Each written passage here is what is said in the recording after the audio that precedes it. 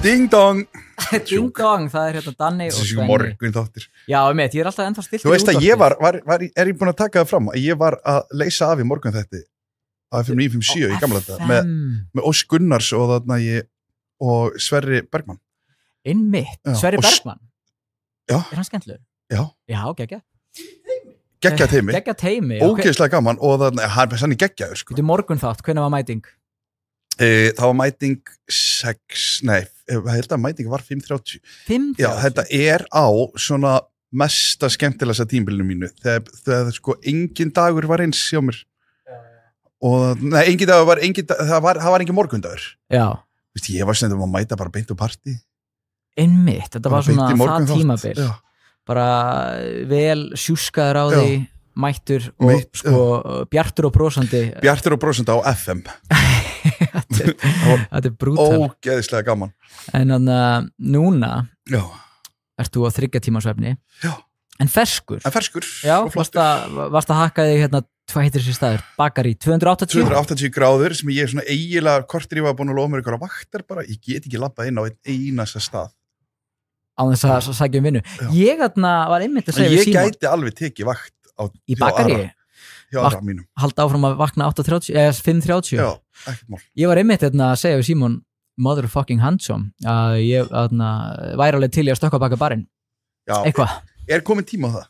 Já, eða þú veist, ég fekk þessa löngun allt í einu og ég var að skoða, ég fór að hugsa íslensku barsinnuna og ég var bara eitthvað ok, það er bara einn cool staður einhvern veginn, þú veist, Miss Daisy mjög góður en veður er svona einu staður sem gæti orðið svona nettur, eða þú veist, og er svolítið nettur og þá langar mann að stökka baka barinn, maður myndi ekki vilja af hvað sem er, skilur við, fattar við þannig að ég fekk Þú ert eiginlega að kalla eftir því að það séu fleiri cool barir eða fleiri cool barþjónar Já, sko, cool barþjónar koma út frá cool börum Einmitt. Þannig að það er eiginlega bara ástæðan sko, ef það var ekki fyrir veður, þá myndi ég ekki hugsa þetta, skilur við ég hef enga þörf það sem ég ætla að segja, það sem ég finn með veður er að það er svona ákveðin broddur Já, það er nefnilega það ég finn ekki á öðrum svona koktelstöðum sko. Það er punk í loftinu sko. En gera eitthvað nýtt og eitthvað ég get sagt það núna ég er komin í smá gig á Rás 2 Já ég veit ekki hvort ég megi blóta lengur hérna í Syndaselum en það verður bara komið ljós Okkur ekki Nei, ég segi svona, Rás 2 er svona já, ég veit það ekki en já, ég er komin í eitthvað svona smá batteri þar Til hamingju Takk fyrir það En það fyrir svolítið hægt af stað sko. En það verður eitthvað svo úslega gaman sko. Ég var hann í gær og sko, stemmingin í ríkisreknu batteri Ok, ég var að taka skál fyrir því bara í Montenegro Skál fyrir ríkisreknu Heyrðu, já, drikkuvikunar Ég segi skál Ég segi skál Já. Drikkuvikunar Montenegro Góður í hálsinn Já, þannig að þú varst þarna í ríkisbatteríinu Montenegro Ég tók tímabil þar sem ég var alltaf Ég var að segja, viltu segja kannski aðeins bara á Montenegro? Þetta er Amaro og þetta er gott í koktela þetta er síðan 1885 og það er einu sem ég veit og ég veit að þetta er gott á bragði þetta er miklu mýkri heldur en aðrir þetta er sætari Amaro myndi ég segja eins og talsett sætari en allavega ríkisreikin batteri Hvernig er að labba þannig inn á að þetta er stoppunum sko fólk er ótrúlega chillaðna það er ekki sama svona stress, svona örvæntingar Nei, það er ekki sami fílingur af því að þú veist þau vita að þú er ekki sko undir neinum kringustæðum verðaður ekki En ég held að þetta sé hot stemming sko, af því að hún er allavega mjög cozy þarna voru Þetta er ekki svona Survivor of the Fittest Ekki beint, þarna voru eins og er á sín mjög mikið á sín núna Við erum að tala gollur Við erum að tala inniskó Við erum að tala að allir séu með svona aðgangskortið sitt utan hálsinn en ekki Matti, hann Rás 2 hann segir, ég ætla aldrei inniskó og ég ætla aldrei að láta gesta ingangskortið aldrei sé aldrei, en þú veist allt í góðu Sko, ég ætla að mæta á inniskó í svona ullargollu alveg Mér finnst líka falla að svo fær fólk sko kaffibolla merkt nafninu sín Það svolítið sjarmerandi. Já, ég hef tekið eftir því. Ég sé þarna er Margrét Erla Mock, þú veist, hún í Crocs. Hún var í gær. Já. Ætli hún sé ekki Crocs, helviti þægilega á því. Já, það rosa kósí. Einhver svona mjög víð peysa eða golla einhvern veginn yfir sér. Alveg sko mega kósí og svo var fólk í púl, Ok, það svona hipster-stemning. Já, og þetta voru allt svona 60 gæjar sko, en svona 60 hipsterar. En ég verð að segja, andrúmsloftið strax talsvert afslappaðra og betra, sem ég held að sé betra fyrir útvarps- og dagskrárgerð. Þetta sé ekki eitthvað svona eitthvað stress og eitthvað svona, heldur bara að fólk fer í loftið og vera ítluga bara að lesa upp sögur. Já, ég hugsa að það sé sko munurinn á til dæmis sko að vera inn á sko útvarpssviða sín versus að vera inn á stofnunni RÚV að sko taugakerfi utan á fólkinu á sín. Algjörlega, það sést í gegn. Þú ert þarna bara með guttan á FM sem eru sko alltaf bordelan að fá taugafall eru mjögulega í taugafalli hafa samt ekki hugmynd það sko. Já, svona burnout menningin svolítið þar. Já. Kulnun, eins og þau kalla. Það ekki kulnun á RÚV. Það bara sko en náttúrulega mótið kemur á launin eru læri. Já, en maður tekur því fyrir heilsuna líka, fyrir kulnuna heilsuna. En ég núna búin að fá seinasta takk fyrir og ég búin að fá seinasta mánuði minn útborgaðan frá sín í uppsagnarfrestinum. Þannig að núna sko ég hann slakari með þetta, ég get sagt það til dæmis að sko okkur var nokkrum sagt upp á X-inu og var ekki eiginlega bara öllum sagt upp nema bara Tomma. Öll dagskrárgerð, já. Ómar ennþá í loftinu, þetta svona meira svona playlistastöð, það bara verið að rúlla í músík og allir dagskrárgerð basically var sagt upp sko. Mér svo að segja Sigrún í Kjartans og eitthvað svona, en það var verið að spara þrátt fyrir frábæra hlustun, hún hefur eiginlega bara aldrei verið betri bara í mörg ár sem sagt seinustu vikuna okkar sem ég tjekkaði á, sem var svolítið gaman. Já, Sundasili var líka með geggja hlustun til og með það. Nei, hún var ótrúleg á X-inu. Svo tjekkaði ég nýlega og það var hlustinu farið niður. Þannig að þetta svona gaman fyrir petty mann, svona haha eitthvað. En samt heldur maður náttúrulega með X-inu allt það. En í kjölfarað þessu þá fekk ég kulnunabréf frá lækni. Já, þú baðst að fara í kulnun. Já, ég sagði við mannustjóran að ég var í andlegu áfalli. Já. Út af þessari uppsögn og að því að þau ætluðu sko, þau sögðu mér upp og daginn eftir voru þau bara eitthvað og ætlaði ekki að mæta í bítið í fyrramálið því ég var að leysa þar af í allt sumar. Já, einmitt, það stömmir ekki því og ég eitthvað, nei en pældi því líkir hálfvitar þetta svolítið skringilegt þarna ætla ég að segja, þú veist að því ég náttúrulega með sko, það eru svona 2 típur í heiminum sem ég þoli ekki. Já. Ég ætla ekki að segja hata, þoli ekki. Já. Þarna erum að tala það eru svona verkefnastjórar, bara svona allskins. Það eru 3 típur. Það eru þessi verkefnastjórar sem að þú veist, enginn veit hvað gera almennilega, en eru bara þarna einhvern veginn, eru svona að senda inn einhvern e-mail, þú veist, á og til. Já. Þú veist, eitthvað svona á hópinn allan. Og teygja fundi. Já. Þú veist, það er fundur og reynum að teygja hann eins langt og hættir. Já. Það er þessi típa. Og með einhverjum svona fullt af einhverjum orðum sem úrslega sniðug. Já, og PowerPoint. Og svo erum við með markþjálfa. Já. Markþjálfar. Ég held að markþjálfar sé 90% markþjálfum eru einhvers konar narsistar. Já, og svona life coaches. Já, ekki spurning maður. Nú því að þjálfa þig. Þetta er sama típa og fyrir fasteigna sölu. Já, smá, sem ég er eitthvað spáði að fara að gera bráð. Já, flott. Þú veist, ég held að bara gefi vel. Já, ég menn, það er allir í þessu. Ég sá auglýsingu bara í dag að Jónsi í svörtum fötum komin hann. Að sjálfsögða. Okkar maður, sko. Okkar maður. En já, svo er þriðja típan. Svo er það þriðja típan og það eru mannustjórar. Ég ætlaði að segja mannustjórar. Ég ætlaði að bæta þið við ef það hefði ekki verið. Mannustjórar er einhvað held ég versta form af típu sem að ég busti það. Þegar mér var sagt upp Ölgerinni, þá fór ég á fund og það var svona, þú veist, mamma er í vinnuna og það er einhver svona, já, svo þarna ég var að tala um Ingibjörgu upp á þriðahæð. Það vita allir hvað það þýðir. Og varst þú búin að hitta þessa konu áður? Ég hafði aldrei hitt Ingibjörgu á þriðahæð áður. Aldrei. En maður vissi alveg hvað það þýðir. Og hvað gerir Ingibjörg? Ingibjörg á þriðahæð, hún er þarna og ég raun og verið hefði alveg haft að gera ráð fyrir því bara að þú veist, þú átt að fara að hitta Ingibjörg á 3. hæð, það þú veist, mánaðamót 31. Föstudagur helst. Já, ándjóks, föstu að mán það svona, þetta lokvíkunar eða byrjuvíkunar. Algjörlega. Og þannig að það sem hefði verið flott hjá mér að gera hefði verið eitthvað, herru geggjað, sjáumst og bara tekið saman dótið með að labba í burti. Sko, ég hugsaði veit bara hvað það fattur. Ég hugsaði það, en forvitni náði mér. Já, að þegar mér langaði þetta alltaf líka að hitta Ingibjörg á 3. og þannig að ég fer þarna og þarna fer ég að hitti og auðvitað allt svona opið, þú veist, og svona opið rými og öll fundarherbyggi eru svona með svona, þú veist, það sést gleri og heita svona esja. Já, einmitt.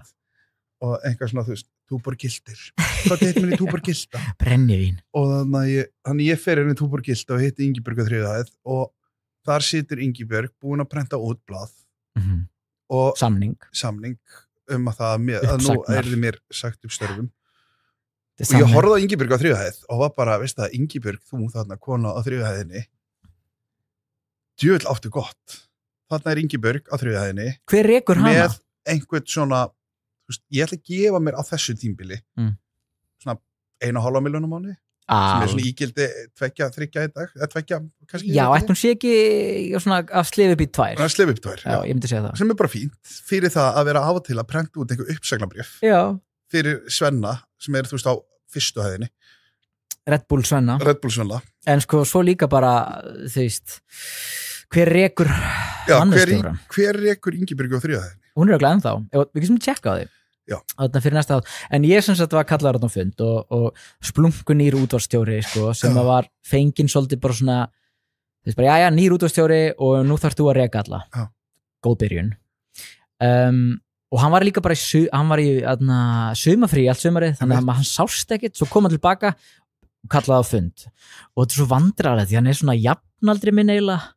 Skilur við mig og það er eitthvað skrítið, ég er ennþá svolítið svona þar að mista svona smá skrítið svona hvað og svona smá gutti finnst manni maður svona hvað leikast þú búin að vera að spila skilur og menn ég er bara mæti útvarpið skilur en svo hendi ég mig hérna uppsagnarsamning og bara kvittaði hér og ég sagði ég er ekki að fara að kvitta núna ég er í andlegu áfalli ég get ekki kvittað í þessu ástandi og líka svolítið skrítið að henda svona bjóst aldrei til það Já, en sko en að henda, ég var ekki að fara að lesa samningin hérna með þeim á einhverjum fundi. Nei, það var líka það sem að þegar mér var, þá var eitthvað hérna átt að lesa þetta. Já. Og ég eitthvað, ég byrja vikuna þessu. Nákvæmlega. Þú veist, eitt að segja mér upp, annar ég þurfa að vera einhver lestrarhúsi hérna með fólkinu.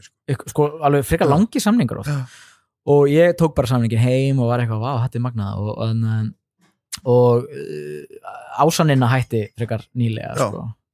og ég hringdi hana þetta er að gerast já, hún hætti aðeins og ég hringdi hana og hún bara, geðu þessu viku og þeir munum vera skítsama það þurfti ekki nema svona hálftíma eða bara eiginlega eftir þetta spjall, þá var ég bara take me out of here sko. Þetta er svolítið kullunar stemmingin hérna og óreiðan og það var algjört shit show en svo fer ég í loftið og ákveða vinna út mánuðin en ég gleymi bara svona eiginlega að segja öllum sem stjórna það og þau heyra það í loftinu og ég náttúrulega er sendur í loftið eftir að vera sagt upp þetta er svo miklu amatýrar þetta er svolítið klúður sko það er að koma svo inn á eitt bara rétt með að það er nefnilega með þessa mannustjóra og þetta er allt sem að fólk sem að sko þetta eru mestmengnis konur sem að líta allar nákvæmleins út og þær eru í einhvers konar drakt á einhvers konar örlitlum háumhæl og eru með þarna það er alltaf konur líka og ljósarðar ég var aldrei hitt kallkins mann en það er þarna en það hafi ekki hugmynd eða margar af þeim og margt af þessu liði hefur ekki hugmynd hvernig sko þau læra einhverja mannustjórn en hafi ekki hugmynd hvernig á sko að tala við fólk að þau tala aldrei við fólkið einmitt, nema alltaf að segja eða senda einhver svona hóp, það er rosa mikið á svona hóppóstum en allavega einmitt og þetta er svolítið svona klaufalega gert því að þau senda mig í loftið og ég spurði nú mjög marga útvarpsmenn sko, því að því var sagt upp, flestum hefur sagt upp einhvern tímann bara, varst þú sendur í loftið í kjölfarið og allir bara nei, það fyrsta sem var gert var bara læsa stúdíónu skilur og ekki hleypa þessu manni nálægt mæk náttúrulega en ekki í mínu tilfelli, þau bara, heyrðu, við viljum að segja þér upp en viltu ekki vinna í 3 mánuði viðbót, vera með þátt sem að við viljum ekki einu sinni hafa en þetta náttúrulega, að þetta var sparnaður hjá þeim og þau voru bara, ok, losum okkur verið allt en reynum að mjólka eins mikið út úr því og hægt sem að mér fannst þetta ekki eitthvað allt og fallega gert en þannig að ég fer í loftið og glanni, ég bara eitthvað já, hér verið að spara og ég að fara að hætta að bráðum og þá mannustjóri hringir í mig og ég bara eitthvað já, þú veist við heyrðum í loftinu, þú veist alls konar og þú veist og þú að fara að hætta og eitthvað svona, eða ekki hætta bara vinna út mánuðin og ég eitthvað já, ég meina það staðan, ég með kulunabréf og þá segir hún, ok, en að því út með kulunabréf þá mátt ekki mæta á morgun í seinasta þáttiðin veist, bara þú mátt ekki mæta og ég er búin að vera að tala hann seinasta þátt og peppan og svona kveðjustund og eitthvað, hún bara nei, við viljum bara að því út með þetta bréf basically bara svona þú varst leiðilegur eða svona leiðindi svona smá hefni í loftinu svona hefni fílingur í loftinu og ég eitthvað en ég það bara tilkynna það á Instagram allsstaðar að þú veist að ég hafi ekki fengið seinasta þáttin og það betra eða? Og þá segir hún ok, þú mátt hafa hann af því að þú veist, þau vildu ekki að það væri neitt fjallað þetta það kom frétt af Vísi þegar það var sagt öllum upp og þau voru ógeðslega pirruð út í Vísi fyrir að hafa verið að setja þetta í fréttir þetta var svona, þannig að þau vildi einhvern veginn svona hafa þetta eins svona og fíluðum ekki að ég og Addi og allir strákarnir vorum að tala bara þetta mjög opinskátt skilju og vildu svona þagga, svona þöggun ákveðin þöggun, sem ákveðið ofbeldi sem ofbeldi út af fyrir sig en sýni líka, þú veist, hvað þarna ég veit ekki, eins og einhverju svona tilviki, þú veist ég meina, þarna ertu með fyrirtæki sem ert með útvarpssvið, þú ert með fréttasvið og fleira og náttúrulega svo bara Vísi sem bara miðl út af fyrir sig þarna. Já, og svo náttúrulega Vodafone. En ég meina, þetta frétt. Þú veist, og þarna og að vera eitthvað súr út í Vísi. Þetta frétt sem að geti komið inn á MBL, hún kom á MBL og hún fór út allt, skilur við. Þú veist, að eðlilega þar vísir bara, ég meina, þetta bara samkeppnis.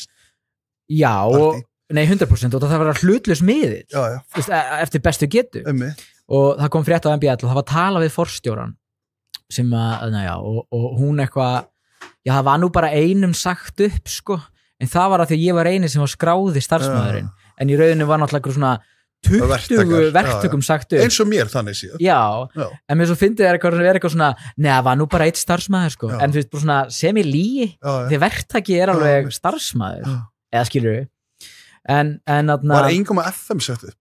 Nei, og veistu það var, við erum bara, Exi var búin að vera með miklu meiri hlustun en FM með fulli vinningu og það bara búið að vera ráða fleiri inn á FM þeir eru svo sniðug þeir kunna þetta fag algjörlega og ég held bara mér líður eins og þau sé bara að reyna að kæfa Exi satt að segja en ég minna en af hverju seljaðu ekki Exi þá og leifin bara, þú veist, að því Exi bara brand sem að mætti eiginlega aldrei slökka á sko ég veit fullt að það var margir sagt við mig hvað heldur Exi kosti? Ég var til að kaupa Exi ef ég væri með pening á mig fyrir því þá myndi ég vilja vera með í því hlusturinn er góð, iðnaðarmennirnir og svo líka bara iðnaðarmennirnir, lagerstarfsmennirnir og bara fullt að lið skilur, þetta er svona oft bara í bílnum hjá fólki og leigubílstjórar algjörlega, eins og voru að hlusta sendisili en hlusturinn var alltaf að leiðinu upp þannig að þetta var svona, það var smá svona wow, ok, þú veist, ég held að það var að ganga vel en allt í góðu en ég var með að hitta þannig mannustjóra á þessum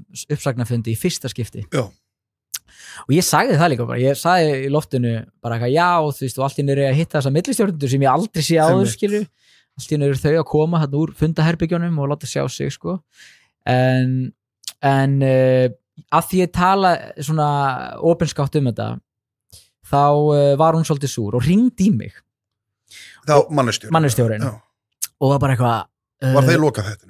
Þetta var bara í þeirri loka vikunni minni mig og hún var svona sko við erum bara að heyra svona að segja svolítið og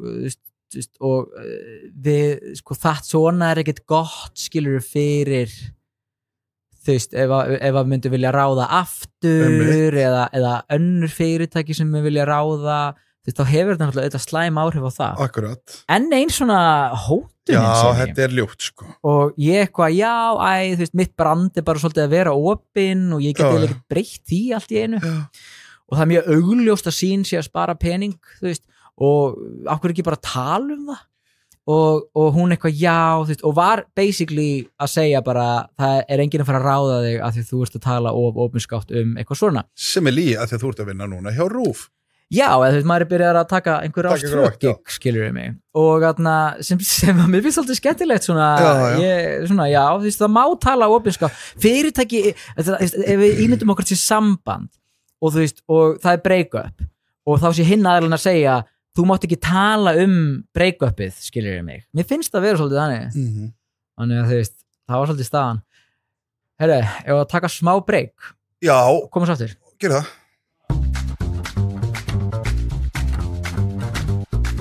Komnir aftur. Við þurfum að taka smá break. Já, það er nefnilega sko munurinn á því að vera í þessu þarna þróttastúdíói. Nei, ég sé nú í þrótta. Það var ekki fiskabúrinu á Exinu. Mér líður svona betur hér. Mér líður miklu betur hér. Já.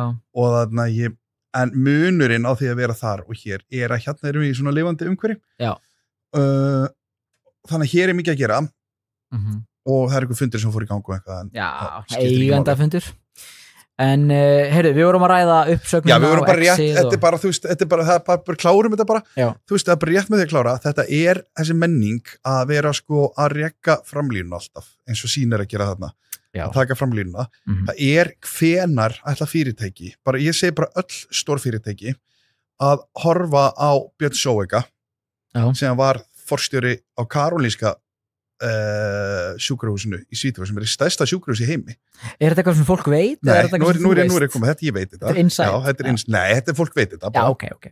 Þegar hann kemur hann inn, það sem hann gerir, að því að það var sko, reksturinn var í einhverju svona mesta ólægi sem hægt er að sko finna. Það sem hann gerir, hann rekur hvern einasta verkefnastjóra. Já. Á spítalinu. Enda þýðir þessi titill ekkert. Og hann sagði, það er ég forstjóri, svo er það einn millistjórnandi og gólfið. Það er ekkert þarna inn á milli. Þarna er formúlan. Þetta er formúlan. Heyrðu, hvað gerist? Allt upp á 10 þar. Já. Í dag er okkar maður, Björn Sjóveika, bara að stýra einhverju risa sjúkrahúsi einhvers staðar í Abu Dhabi. Einmitt. Bara komin. Hugsa sér peningar. Og pældi í olíu, launin. Það þarf nú ekki að snúa rekstri við þar. Og hann á það skilið. Fyrir þetta. Nei, en þú veist, en þetta er bara, það er komið svo mikið nóg af öllu þessu millistjórnenda liði. Það er komið nóg af mannesdeil sem að telur kannski 20 manns og það mættir ekki 19 af þeim. Og verkefnastjórana. Ég elskar sko titilinn verkefnastjóri, kannski ein manneski eða eitthvað, en þetta þýðir í rauninni ekkert. Já. Ég held að ég hef fengið, ég held að Rás 2 hafi skrifað það á mig bara upp á gannið. Þetta er bara svona, hvað hef að kalla það? Þetta er svona þægilegt titil, þú ert að ráða einhvern inn og það er eitthvað svona, við ætlum að ráða þig inn en þú farið hérna, við veitum ekki alveg hver þemin er hjá þér. Já, ekki ennþá, eitthvað. Þannig að við ætlum að setja bara verkefnastjóri, svo gleymist þetta bara. Svo ertu bara búin að vera verkefnastjóri ógeðslega lengi. Já, einmitt. Og jafnvel bara nærið einhvern veginn að fljúga undir radarinn, undir þeim titli bara, í geggjuðum feeling, sko. Já.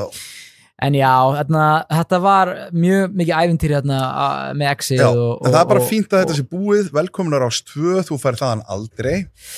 Nei, eins og segi, ég er verktaki, sko. En sko, það er samt eitt með þetta. Það er áhugavert að horfa á, sko, bara, þú veist, þetta er sem að enda svo hjá starfsfólki Exins. Já. Þú veist, við erum með Matta. Matti er náttúrulega, hún var sagt upp á Exinu sín tíma. Var ekki Andri líka á Exinu? Jú. Já. Þú veist, þarna, sko, þetta er besti útvarpsskóli sem til er. Exið. Já. Ég fikk að leika þarna lausum hala. Ég tók oft allt og löng viðtöl, bara einhverju bullu helgar, skilur við mig. Ég talaði allan fjandan í loftinu, ég fikk aldrei kommenta á það. Nei. Og þú veist, þannig að þetta er ógeðslega góð skóli, maður kemst upp með allan fjandan og eitthvað svona. En þú var svinsæll þarna, sko, ég þekki fullt af fólki sem elska að hlusta á þig umferðina og leiðina heim. Gaman að heyra, sko, og ég meina... En þú ert góður útismæður líka. Þetta var þægilegt, sko, og mér leiði vel, sko, í rauninni. Þess vegna, þú veist, var en á sama tíma, það var byrjað að vera svolítið svona endurtekningar og það var ekkert budget fyrir dagskrárgerð, þannig séð. Þannig að þú veist, þetta var alveg svona að verða svolítið þreytt. Svona upp á móti, svona eftir á higgja. Endgame mitt með Syndaselli væri. Hvað? Syndasellir, Rás 2. Nei, ég segi Rás 1 Rás 1, já eftir að lestin búin og beint á undan píanókonserta einmitt Nei. Samkvæmsetur. En þetta er geggjað, þetta er gæfispor. Herru, við fengum smá þarna það var smá heimsóknir það var einhver eigendafundur hérna viður. Og þetta kemur svona einn af eigendunum hérna, sem heitir Aggi. Topp maður. Geggjaður. Hann líka með mál og menningu. Svo hann með nýjan sportbar líka. Sem á hann að opna næstu viku. Já. Á að heita Stúkan. Já. Og það er verið að breyta öllu þarna. Ég hlakka til að kíkja þangað. Fyndið sko, að Hverfisgatan gæti orðið að svolítið svona sportbaragötu. Þegar Nína þarna líka. Já, það er góð sportbar að vera á. Ég aldrei farið þangað sko. En svo er þessi nýja. Þetta var einhver sportbar þarna. Það var það sem að Stúkan er opnað. Já, þetta var svona dálítið þróta ledli og splátt dálítið inni og mikið af mjög svona svartarða stelpur með tattoo Algjörlega. Og svona mjög litaðar augabrúnir mjög veðraðar og veðraðir herramennanda líka og einhvern veginn gekk þetta ekki þetta á það til að springa en sko fyrst erum að fara ekki bara vind okkur í smá fréttir fyrst erum að tala þetta þú veist, nýr sportbar á Hverfisgötu Stúkan áhugavert, svo erum við Stúkuna sem er líka kallið Stúkan og er spyndið að sjá hvort þú fólk eru klist konta Stúkuna spurning með þetta heitir Vínstúkan en svo er líka talað um 10 sopa þetta er svona 10 sopa Vínstúkan 10 sopa heitir þetta náttúrulega já, þetta er í einu hvað er þetta 10 sopa? Mér varst það svo sniðut nafn, en ég var áðan að skoða fréttir úr veitingagerunum, við erum ekkert að drepast úr fréttum hérna. Nei. En það er eitthvað, núna í miðjum nóvember á Snaps að opna á Hlemmi. Já, það er mínisnaps, hvað er þetta? Mínisnaps, ég hlakka svolítið til að prófa það, þetta er minn lokal, eða þú veist, ég bý hliðin á Hlemmi og þú veist, ég kreifa bara góða staði á Hlemm. Já, sko það sem er fínt við það er að þetta er þarna það er Hlemmur, eins og við talaðum áður, þetta er fyrsti matargíkið, matarhöllin. Höllin sjálf. Já, sem var opnuð og átt að vera í byrjun, þetta var svo geggjað. Þú veist, átt að vera grammeti svona grammeti-sala sem kannski skipt ferskt og gott grammeti svo átti að vera kjötborða þetta átti að vera markaður sem er svo cool og svo gaman og var þetta allt í að ég man ekki hvað hann heitir í Kaupmannahöfn, Hallen, eitthvað flesta borgir eru með svona geggja, svo getur labbað á milli þar eru svona geggjaða veitingastæður Ostrubar hér og ég var í Porto og það er með fullkominn blandað því það er skilur eins og þú segir svona grammeti, kjöt, svo kannski svona einn og einn takkostað skilur þetta er svona þetta var svona pælingin í byrjun og þá svo einhvern veginn gekk það ekki upp bara, þú veist, alltaf bara leiguverði út í höttaðna og ég held að fólk sé að leigja bara líka við að bara, þú veist, einhvern lítinn básaðna 2 milljónir á mánuði Ætli leigan, ég var til að spyrja Þóri Já, þessu getum bara við getum heyrt í það í sjáaklassinum sem er þetta bara á, fengið það við spyrja þetta er rándýrt leiguverð þarna og þannig að erfitt fyrir fólk að standa undir en að því sögðu líka en þú staðin sem er hann í dag ég menn eftir að Skálfór sem er eiginlega bara þess að mathöll uppi þú veist þá er ég talað bara á nafnum til bara fyrir það fyrir að geta kallað þetta einhver svona matarhöll 100% þú veist, geggjaða matur svo ertu þú ert með einhver svona bönsta sem er rekin af einhverjum Víetnamum, það er sama hvort hann að vinna hann alltaf, sama hvort hann haldrar mikið eða ekki frábærstað ég er ekki svo hrifin svo ertu með kröst sem að kröst er svona ultimate ekki staður þetta er bara svona bólur bara, ég veit ekki hvað er þarna þú getur fengið kjúklingahamborgara þarna þú getur fengið naut og bernes þetta er bara svona þetta er bara svona old school eins og íslenski veitingastæðir voru í rauninni og svo ertu með Fuego þarna sem er ömurlega taco sem það er að fá ég fíla hann smá ekki ég en það sem eina sem ég fíla er bara þetta að fá svona blátt svona ískrabb með tequila það finnst mér fucking geggja þetta er drikkur sem að gefur og gefur nákvæmlega bara bráðuna smá, meira þú veist, hann hættir ekki stöðu áfylling bottomless blátt tequila svo ertu með eitthvað fjárhúsi sem er rekið af einhverju sem einhver kúpveri að vinna á smá fusion þetta er svona fusion á því nei, þetta er bara ekki gott þannig að það sem ég vona er að Snaps sem er kannski ekki alls ekki besti veitingastöður í Íslandi og aldrei verið en er svona með stemningsparti Snaps er fyrsti staðurinn á Íslandi sem fattaði það að fólk væri til í að koma í brunch og borga stóran pening fyrir 2 egg á brauði undir nafninu Eggs Benedict þau föttuðu það fyrst bara hei en fyrir stemningunni líka já, 100% ég hef aldrei farið á Snaps sérstaklega Snaps var á svona hæðsta punktinum það virðist vera að hækka hans aftur núna það er einhver stemning að myndast það fór svolítið þá fór þegar þeir hættu strákanir, Melsteð og þeir löppuð einhverju starfsmenn út og eitthvað hjá honum nýja og þannig hjá Þóri eitthvað drama en það sem að gerist er að þetta er örugglega mest stemningsstaður sem ég hef einhvern tíma verið á flottur þú fórst aldrei inn að því að öndin var góð 100% þú fórst þetta inn að því að langaði að þetta er smá partí smá Eggs Benedict mögulega sleik nú var ég bóðið líka það er meira á bódega já þarna var sem fólk alveg hamra í eitt góðan sleik já, í alvöru ekki brunch nei, ég menn það leið á kvöldi ég menn fólk vel ekki að taka brunch halda áfram og vera þarna fólk tók 11 til 11, 12 tíma bara Aperol Spritz, ákaviti ekki nema vonu að enda er einhver suppu sleiki já, að því að svo gaman að vera við hvítan dúk og í garðhúsi sem er gaman það er gaman, ég er lover þannig að ég fagna því að Snaps sé að koma á Orlem ég held ég geta alveg stokkið þarna yfir í eitt Chablis og þú veist, einhverja lélega önd það er þið bara Chablis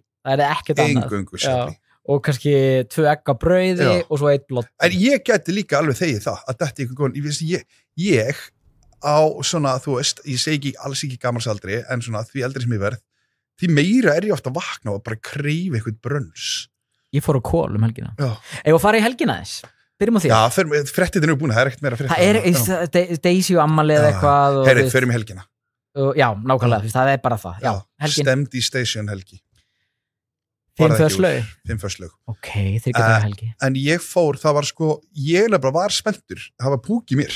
Það var svona ongoing púk í mér alla síðustu viku. November púkin, Já, það var að koma, það var svona mánaðamóts púki, einhver. Já, mánaðamóts, November skamdegis púki. Já. Hann er hellaður. Þannig að ég einhvern veginn var með allan 50 síðasta, var ég með einbeittan brótavilja að setja heilsundi hliðar og fara bara á fyllir í. Stundum það maður að velja. Á ég að spá í heilsuna eða á ég að spá í það að hafa gaman og verða hamingisamari? Já, sem er ákveðin geðheilsa. Geðrækt, kvöldum við þetta. Já, ég rækta hana mikið. Já, ég líka núna síðustu viku rækti hana mikið. Já. Og þarna sem er svona, ég blanda af einhvern alkoholisma. En hana Nei. En að því sögðu, þá þarna ég, á 50. síðasta, þá vaknaði ég og bara ég svona reis upp rúminu og hugsaði, ég ætla dætt í það í kvöld. Bara svo Dracula, bara beint úr kistunni. Ég ætla dætt í það. Beint á stað. En ég tók allan daginn í því að vera bara huga sjálfum mér, fara að setja mig, vera í góða sturtu. Geðheilsa, 1, 2 og 3. Setja mig krem. Heyra í markþjálfunum. Setja mig, heyra í Silju markþjálfa. Fá pepp. Fá pepp frá henni. Já. Og Sörumar í fórinju.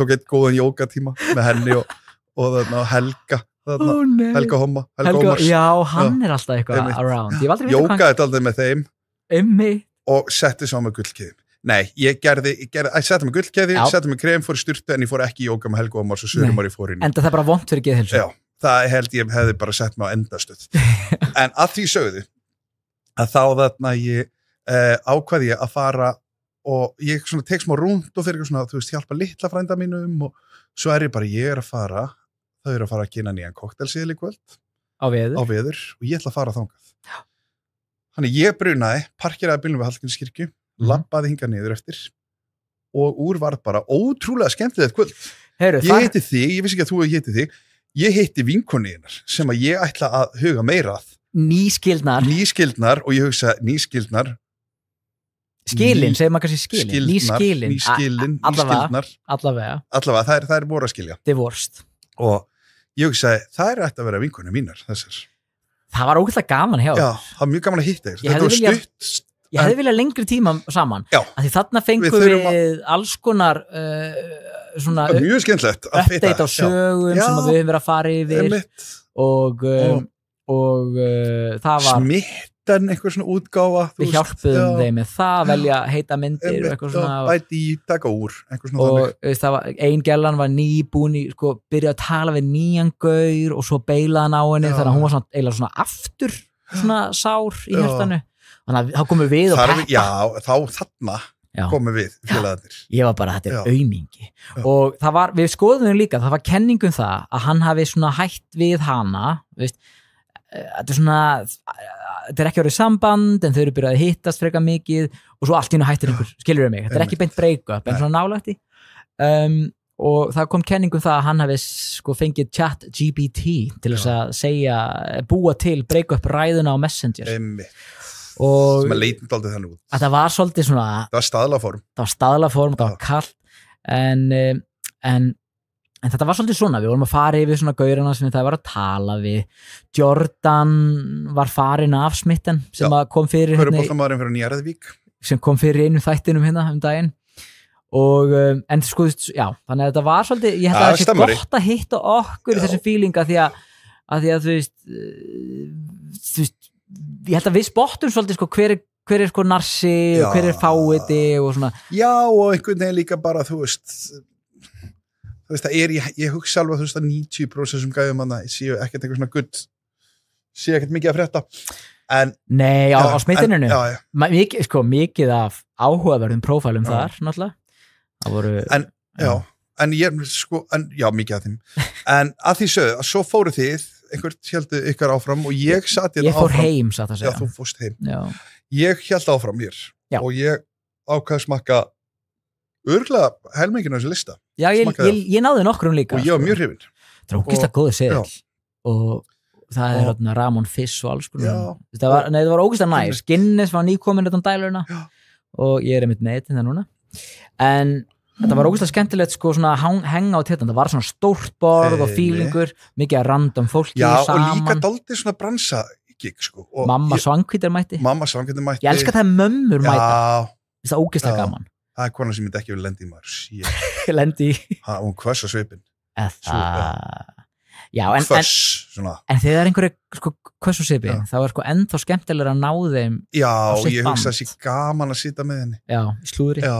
En að því sögðu þá þarna var og svo þetta var svona eitthvað svona bransatalk þú veist, það er svona þess að fara yfir og eitthvað sem er gaman og ég hef gert lengi og fekk mér smá til þess að vera svona, já, veit ekki bara sem það er gaman að vinna í honum það er ástæð fyrir því að maður hangir alltaf í honum algjörlega og þannig að það er svona smá komið mér aftur sama og ég er smá hrifin að því ég held ég væri komin talandi kulnun, ég held að þetta væri búið ég held að það væri ekki að plata mig eina sekundu til þess að taka vakt eða annað það er smá að það er svo góður jaðarhópur einhvern veginn af þau svona misfits og ég er núna bara að spája svona fólki sem að passa ekki neinstæðar inn nema inn í einhverju svona og oft svona listrænt lið sem að þú veist með listina á kantinum en þurfa að halda sér uppi með barnum eða veit ekki þetta er bara allt gott fólk þetta er góður hópur sko nema barþunar 90% íslensku barþunum já það er því að þeir eru lúðar 90% þið viti hinn 10% hver þið eru já, við skulum ekkert fara í nöfnin en að því sögðu já en svo sem sagt það sem að gera sem er að ég sem sagt fer svo kíkinga af þessu vínstúkuna það eru Óla og fyllt af svona legendum svo hefur Gísli Marteinn ekki Gísli Marteinn hann var ekki að tala launamismun kynjana og þarna en svo datt ég inn á þarna ég Ölstofuna og þar hitti ég bara fyllt af einhverju kvikmyndagerðar fólki þá var einhverju þarna sjónvarpsverðlaun já, þau voru í gangi já. Sem var ekki sjónvarpað því skrítið íslensku sjónvarpsverðlaunin ekki sýnt live ég sá eitt story eða eitthvað skilur ég mig þetta var svona undir radarnu svolítið og eitthvað og svo var þessu splittað eitthvað kvikmynda, sjónvarp eitthvað svona brosa mikið en þarna hitt ég einhvern veginn Sigurvera og eitthvað og við þarna og svo endaði svona litla eftirpartí hjá þeim ég hef verið til að sem var gaman og þarna vorum við eitthvað að röfla og bladra og svo bara fór ég heim sko það kom púkið mig hérna á fimmtudaginn já, þú hefur flottu með mér á fimmtudaginn það er einhver stemning þegar það byrjar að dimma og sem ég fæ svona eitthvað flashback frá því bara í gamla daga þú veist að vera dettinga eftirparti á fimmtudegi þetta er gaman þetta er ógeðslega gaman búið að loka barnum, allir eitthvað helt taka með 4 bjóra, ég tók kippu Já, og svo kannski þetta til svona 3 stundum Já, sem svo passlegt að það verður ekki verið að gera neitt á daginn eftir Þá getur svo allir hádegis og átt bara fína föstudag Heyrðu, ég vaknaði samt mjög timbraður á föstudeginum Alveg svona virkilega timbraður Stundum hittir þetta illa sko. Þannig að ég hugsaði eitthvað fyrir ræktina, nei, þú slaufar þessu gimmi, nú er bara lokvíkun og það verður ekkert gimmi í þessari viku meira. Þannig að ég tók bara þarna í sundlaugina. Búin að vera duglaug svo. Búin að vera duglaug líka, ég ætla að back on the horse núna. Geðheilsa. Geðheilsan, geðrækt, stóra geð, G-vítamín. Já, ákveðs G-vítamín er gott. Já, þau kallar þetta. Tökum G-vítamín. En þarna það þýr að við ætlum að barinn saman. Okkar tilfelli. En ég ákvað að vakna þarna og hugsa, ok, þú ert ekki að vinna fyrir sunn, þú veist, þú hefur ekkert að gera, nú bara ferð þú oft bara glaðandag. Þannig ég fór í þarna í Sundhöllin á Barónstíg. Ég fer alltaf þangað. Fór þangað, tók góða gufu. Þetta ekki til sánun eða? Nei, bara svona, þú veist, sánan, fyrirgeði. Já, sánan. Tók góða sánu.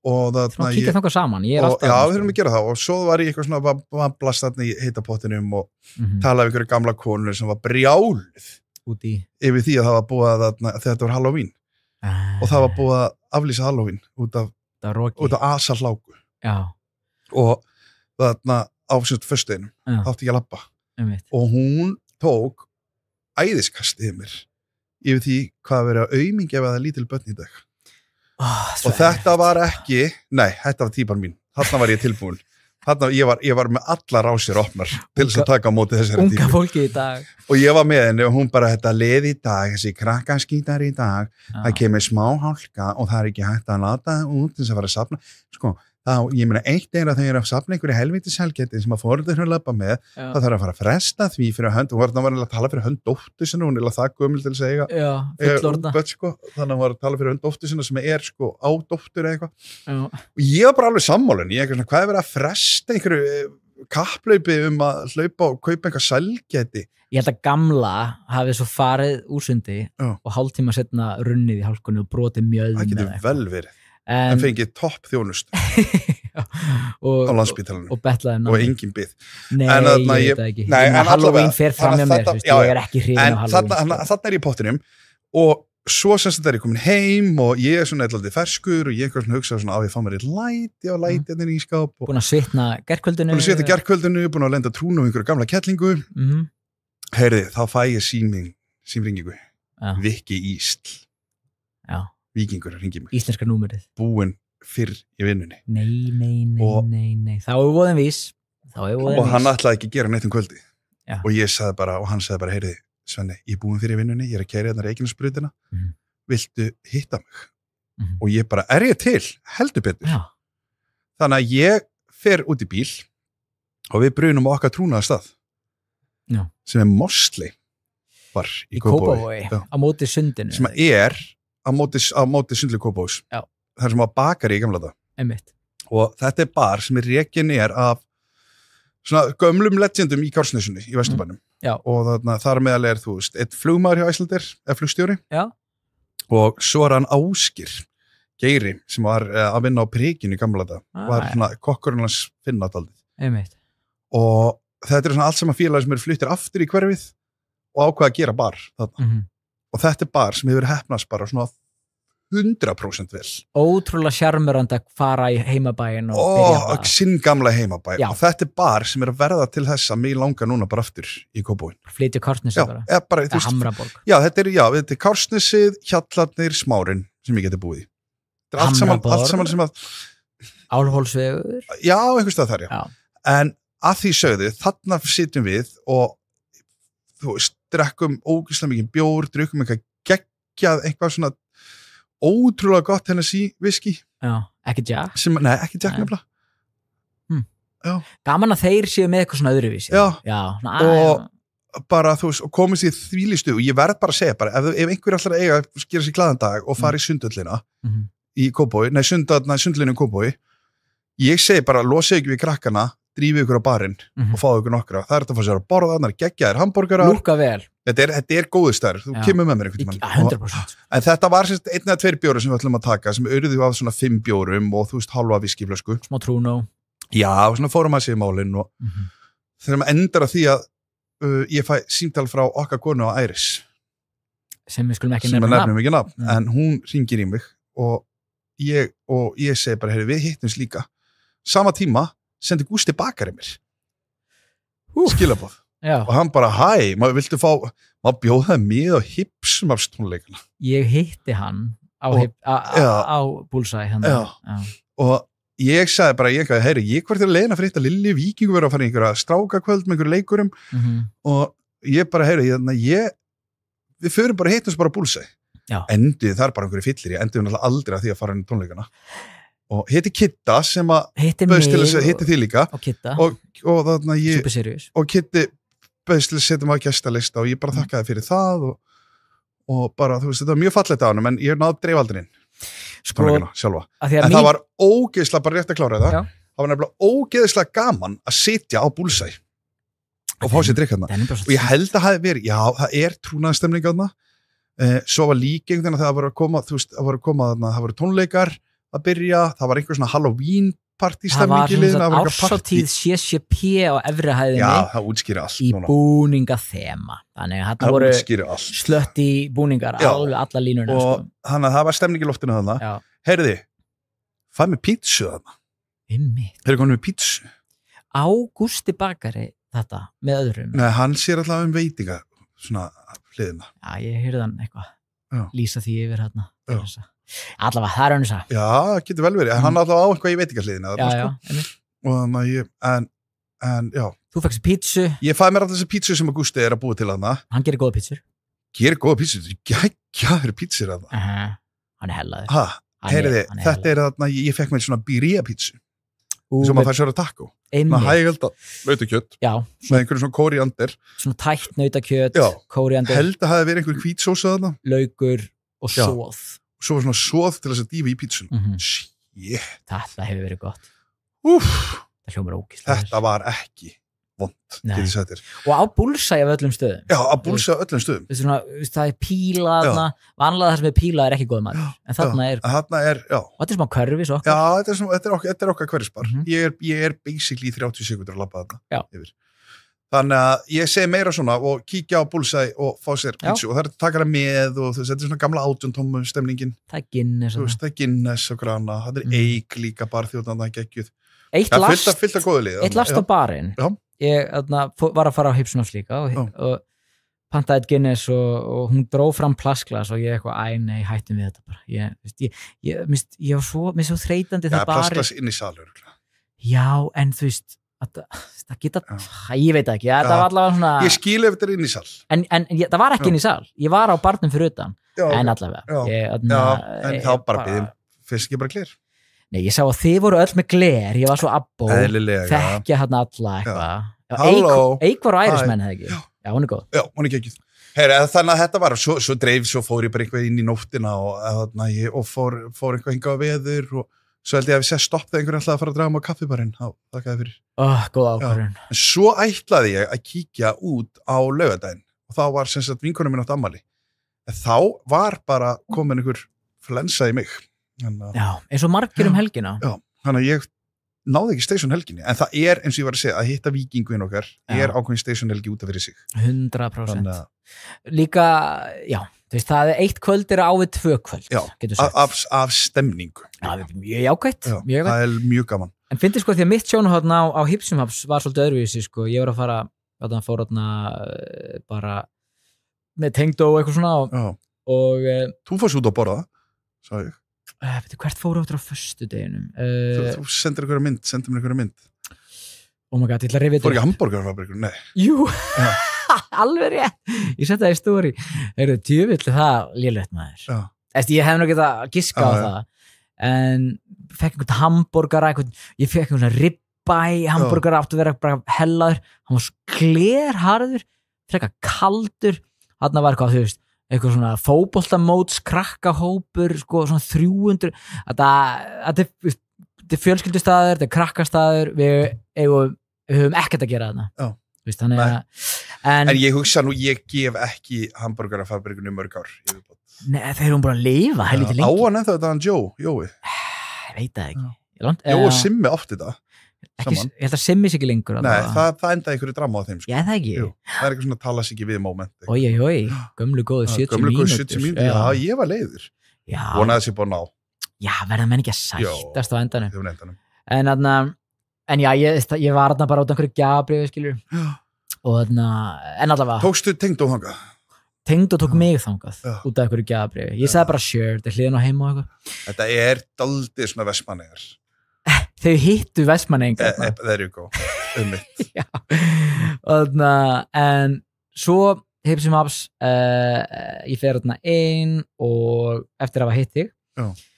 Hipsum Haps byrja, hann Raka Gísla með þeim. Já, hvernig var það? Raka Gísla bara geggjuð alltaf. Hún kom inn. Já. Þarna, bara rétt áður en tónleikarnir byrja. Það gustar af henni. Já. Það gustar. Hún einn flottasta. Og hún átti sviðið. Já. Ég fer á barinn hann inni og það var líka bar inni í tónleikasalum. Þetta risa salur. Já. Og ég fer á barinn og ég ætla að fá mér eitt light. Nema hvað? Að það riðist einhver júfertu trunda fram á mér. Þetta voru þannig tónleikar. 100%. Þetta voru alveg, það var eiginlega ein ástæðan fyrir það Lilja horfði á mig og horfum hvort þannig sem bara takk fyrir gott boð, ég hugsa við kíkjum ekki inn. Það var fertugar konur í æsing og svona frekar fertugar. Ég get sagt þér nákvæmlega hvernig heima hjá þeim. Frekar og fertugar. FF. FOF. Og ég get sagt nákvæmlega hvernig heima hjá þeim. Okay. Nei, skilur mig. Það er svona svart og hvíta, það er verið að gera upp, það er eitt alveg, það er einhver vasi, það er svo einhver api. Einhvers konar svona Epal. Já, svo mögulega einhvers konar uppefinnur orð. Já. Þú veist, fram gangi einhvað. Lifilega hlof. Já, Nei, þetta er vonlaust og það var fullt af þannig og þessi trunda, ég hata hann svo mikið. Því að ég var búin að bíða mjög lengi. Já. Og leið og barþjónninn það var komið að mér, þá fór hann, skiptum kútu eða eitthvað. Þannig þá beið ég ennþá lengur. Svo kom hann tilbaka og þá var þessi gælla mætt hliðin á mér. Barþjónninn var búin að sjá mig, tekur hana fram með mig, afgreið hana á undan og ég verð strax bara svona motherfucker, búin að bíða mjög lengi. Ok, ég hugsaði bara, hún er að panta einn light, fuck it, það verður fljótt. Nei, hún pantaði 3 jager, Þetta var fyrir hópinn. Já, eða þú veist, örugglega sig og eitt light. Okay. Og þetta tók sinn tíma og það stundum hitti eitthvað. En sagður ekkert við hana? Nei, ég gæti það ekki, ég læti þarna eitthvað. En þarna tónleikarnir, þetta var bara fínt, ég veit það ekki. Þetta var, krátið, ég spá oft meiri krátinu og þetta var ekki skemmtilegt krát. Fólk að bleka, það var einhver gæjar að dansa, kom að dansa og reif í mig og ég bara, svo mikið supputusku stemming hérna. En svo fór ég bara heim. Laugardagurinn. Ok. Þá heyri Tengdó í mér, þau voru í bænum og segi, viltu ekki koma á kól með okkur í brunch? Ég segi, jú, fer á kól í brunch. Allt í lagi. Ég fekk Eggs Benedict eins og Snaps eru búin að mastera Er það ekki einhver Bernis og Sifir eða eitthvað? Hollandaise og svo eggi það á að vera svona létt pótsað en það var ekki á kól, það var eiginlega eina lasti það var svona hörð eggjarauða allavega og þar svona þú veist var smá hvítvín og næs og mjög næs, kól virkar alltaf mér finnst það brunch finnst mér vera eitt af skemmtilega sem ég gerir, þetta er eitthvað sem ég hataði ef það er drikkur þetta er eitthvað sem ég hataði einu sinni en þetta er eitthvað að færa síðan mig núna, þetta er eitthvað svona brunchsaldur sem ég er að færast á við erum komin en það sem er hættulega við, ég er ennþá það mikil fyllibitta að ég stopp ekki þú veist að það tala mér svona betra að byrja fyrir en þú veist ég tek brunchin og hugsa, vá, svo næst að byrja fyrir þá er ég komin heim með svona 6-7 það er ekki rétt, þú veist, ég er komin heim í svona geðrofi miðnætti. En að fara heim 6-7 er ekki í lagi, eða svo... Nei, að því að það er, þú veist, sumir segja einhver svona hættaska leikjum á meðan hæstendur eða hvað sem þú segir. Hvað er að fara heim og horfa á fréttir, skilur, þú veist, það er ekki sjens. Tipsi. Þú veist, eða bara rúmlega. Nei, þannig að þetta getur oft orðilega hættul hjá mér í brunsa, því að þú ert komin á 10 klukkutíman í drikk. Það ertu komin í smá svona, þú áttar ekki alveg á, þú veist, á að vera brjála partí eða er hugguleg stemning, eða þú veist, í hvaða, Þú getur ekki mætt komin miklu meira fram úr. Ég get ekki mætt einhverjum bara, þú veist, og sest á borð með einhverjum sem bara að fá sér fyrsta drykk. Eins og daginn þú fórst í spilakvöld, ég var bara anskotin, bara, þú veist, ég kallaði góðan að fara þarna í kórakörfið í spilakvöld eftir að við vorum búin að vera að chilla og fá. Já, það var líka erfitt, það var mjög erfitt að fara. Já, skiptum stemmingu. En, heyrðu, svo förum við á Dubliners. Litla. Stóra. Já, niður í bæ. Já, og þar voru einhverjir fótboltaleikir, þú veist, ég bara meðvirknaðist með, fó fyrir Guinnessin og, það var ágætt þar. Svo eru þau að fara Jón Jónsson í Hörpunni. Þetta voru bóladagar hjá hómnum. Eyjar. Já, einmitt. Og ég segi bara, fuck it, ég kem með, ég er forvitin. Okay. Ég kem bara með. Og hvernig var? Heyrðu, ég sá einhver myndbönd á þessu, þetta lúkaði nú bara sko, nú ætlum ég að fara varlega. Þeir kemur hann til Eldborg og Jón Jónsson kemur, eða John Johnson eins og hann kallaði sig alltaf. Ok, skrítið er náttúrulega. Já. Talandi kráti sem var á Hipsumaps, mjög svipað á Jón Jónsson. Ok. Hann kemur hérna á upphækkuðu sviði í Eldborg. Já, það var einhver upphækkun þarna, ég sá hana. Ég hef aldrei séð þessa upphækkun áður. Friðrik Ómar mögulega geti hafa átt þessu upphækkun. Kannski, ég er náttúrulega ekki farið á þá tónleika, en hann hækkar sig upp þarna og fullur salur í Eldborg, skilur, bara vel gert og byrjar að taka einhver lög. Og mér fer að leiða svolítið, mér fannst alltaf læg að horfa á hann en hann var svolítið hátt, sko, hans rödd var mjög há og hans rödd, maður þóli bara ekki mikið. Þú vildi fara á hljóðborðið? Já, bara, sko, hann hefur örugglega beðið bara, ég vil hafa hæst í mér, þú veist, ég veit það ekki. Og ég var svo þreyttur í eyrunum, no joke, ég var bara svona, þú veist, ég hlusta eitthvað sér 3 Jón Jónsson í röð, en svo fer þetta að vera svona, svona, en ég sitt þarna samviskusamlega, smygla bjórinn eins og allt. Já. Og svo mér byrjað að leiðast. Mér langar svolítið að fara ef ég alveg hinskilin, en málið er að ég fyrir framan Frikadór og konu hans Lísu og ég þekki þau ágætlega, þannig að ég tók spjall við þau og þannig að þau vissu að ég væri beintur í framaði, þannig að ég þorði ekki alveg að fara. Ég skil það. Já, bróðir hans og eitthvað. Og þannig að ég held út þarna upp að hléi. Svo kemur hlé og tengdapappinn, hann er náttúrulega bransakall og sniður. Hann pantar þarna í himnastiganum svona borð þar. Já. Og þá er bara, og þá velur hvaða áfengi sniðugt. Og ólifur og snakk. Þannig að þú veist, beint úr salnum, beint á borði í himnastiganum sem er sko hellaleng alltaf. Beint bara að fá okkur sæti og beint að drekka bjór og borða snakk. Geðveik pæling. Svo var hléð að klárast. Pappi Jón Jónsson kom að spjalla við hann og ég var þetta ekki einhver svindlari? Ég veit það ekki. Hann var eitthvað svona það er allt mjög fínt fólk.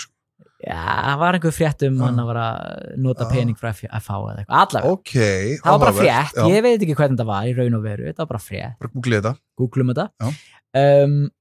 Og það komið aftur á sjóinu og ég segi við krúið, ég get eiginlega ekki farið aftur á þinn. Ég verð að segja þetta gott. Við fullri virðingu, Jón Jónsson, hress og kátur. Hann og Mr. Ice Guys. Guðs er fucking lof, maður. Og hann ég beila. Já.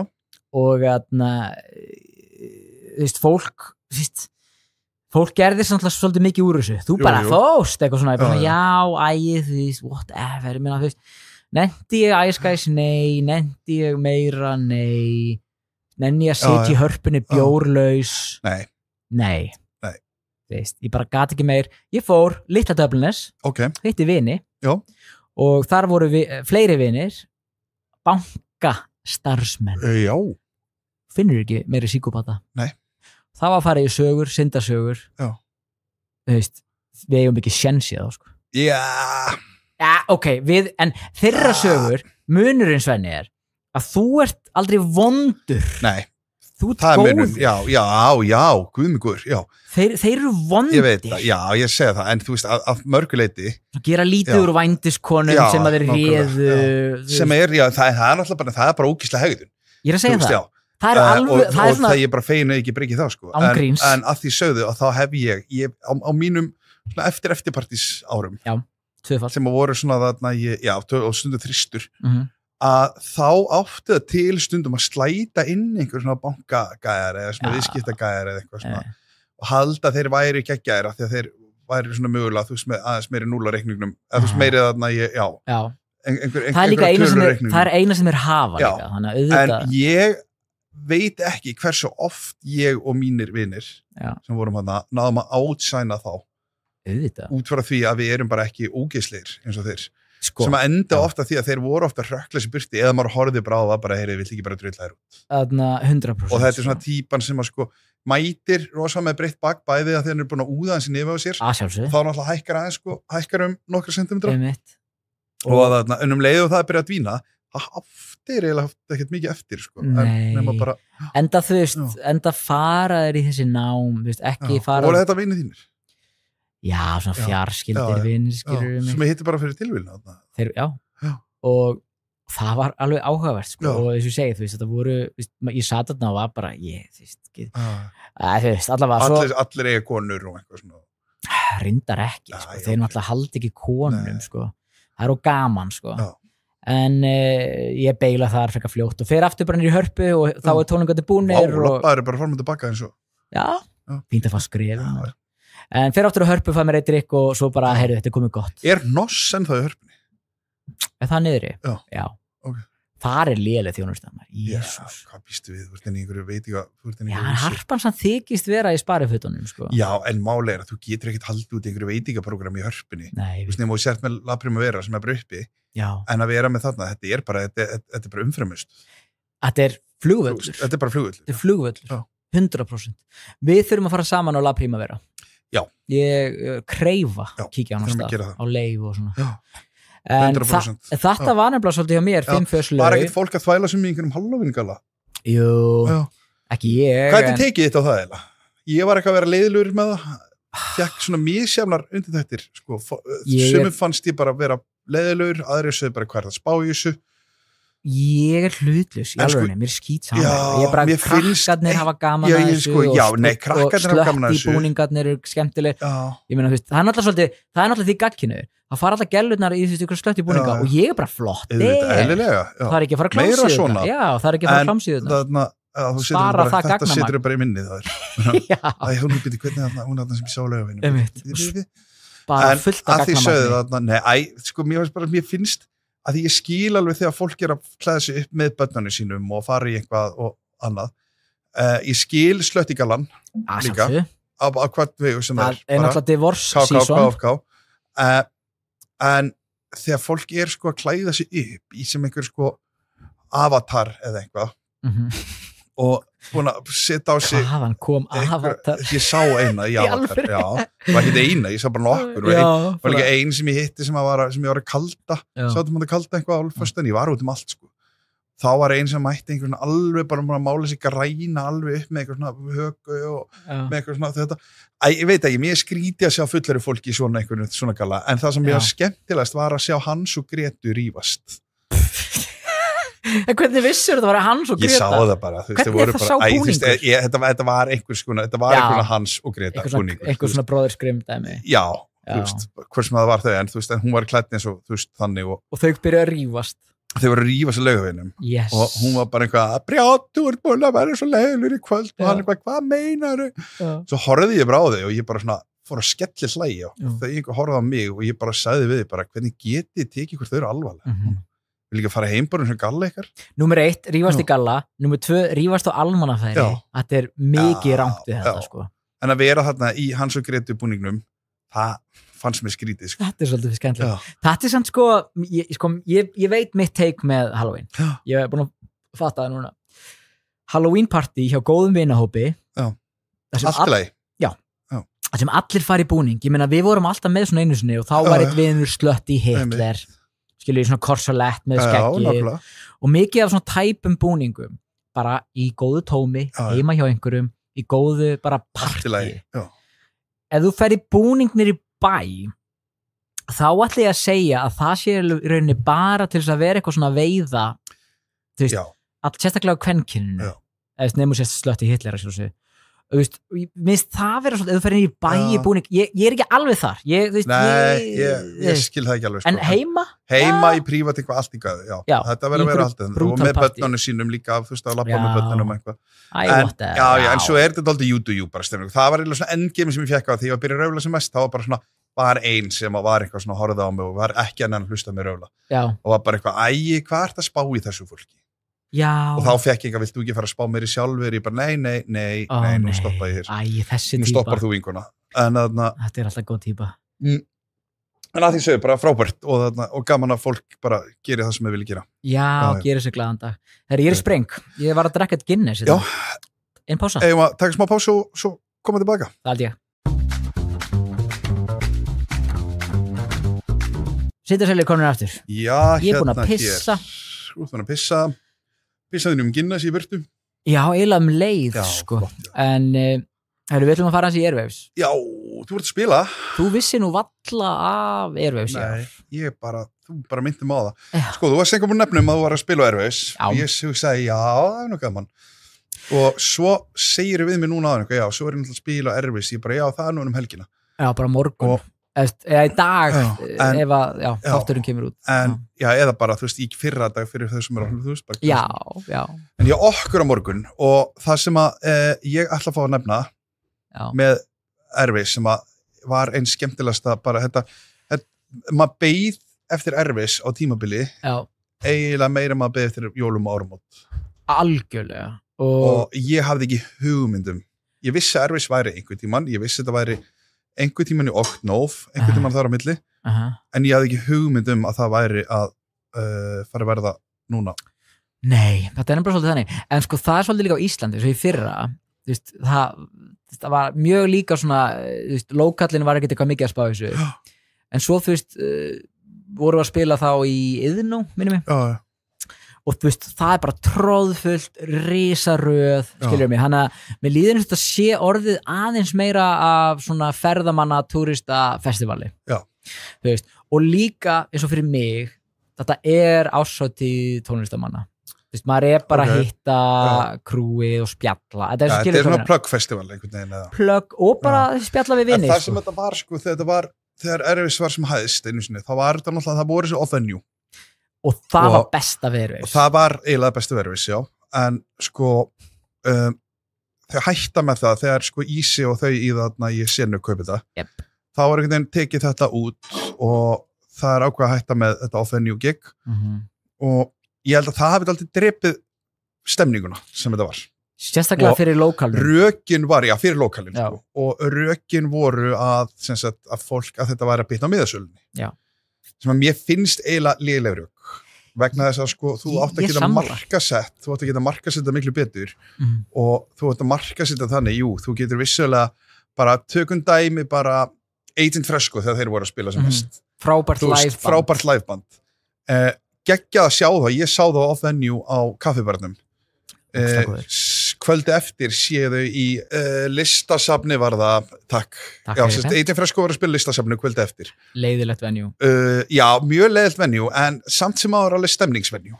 Sko, það er stemning að fara hann inn. Við spilum þar einu sinni og leiðilegasta venue til að spila, skemmtilegasta venue til að vera alveg aftast hjá barnum og tala bara. Já, og bara horfa á. En að því sögðu, þú veist, munurinn á sko að horfa á Agent Fresco, taka nokkur lög í off-venue á kaffibarnum versus það að sjá þá live er bara allt annað. Já. Þannig að þú veist, ég keypti ekki alveg þetta að fólk væri að sleppa því að fara á tónleika út af því þau gætu séð einhvern mömla á gítar og þetta var líka oft bara svona acoustic. Já, og þetta var bara oft svona eins og bara svona teaser. Já, í raun og veru bara teaser til þess að fara og bara ekki nærrið í sama upplifun að sjá böndin á einum einusunum tónleikum versus einhver svona smávegis off-venue. Það sem off-venue sem ég gerði finnst mér, það var að þetta var, þú veist, þetta var ótrúlega gott fyrir barina og bara bransan yfir höfuð. Já. Og það var líf, ég meina það var bara frá mánudegi, þá fann maður og ég held líka þessi búið að minnka ferðamenn að fara á þetta, sko. Örugglega eitthvað, en ekki... Ég fann alveg, þú veist, það var bara í bænum fólk að labba og maður sá alveg, ég fann miklu meira fyrir þessu, en þarna kannski vorum við líka með staðins og keks og þú veist, þetta drifðist allt, sko. Já, mikið ofenjú. En hann mér finnst leiðilegt að einhvern veginn að maður sé ekki með puttana púlsinum alveg hvert það erfið sé. Sko það eitthvað ofenjú, en ég held að sé gett dýrt fyrir staðina eða já, þegar þeir settu á, sko, þeir settu á þetta gjald, sko. Já.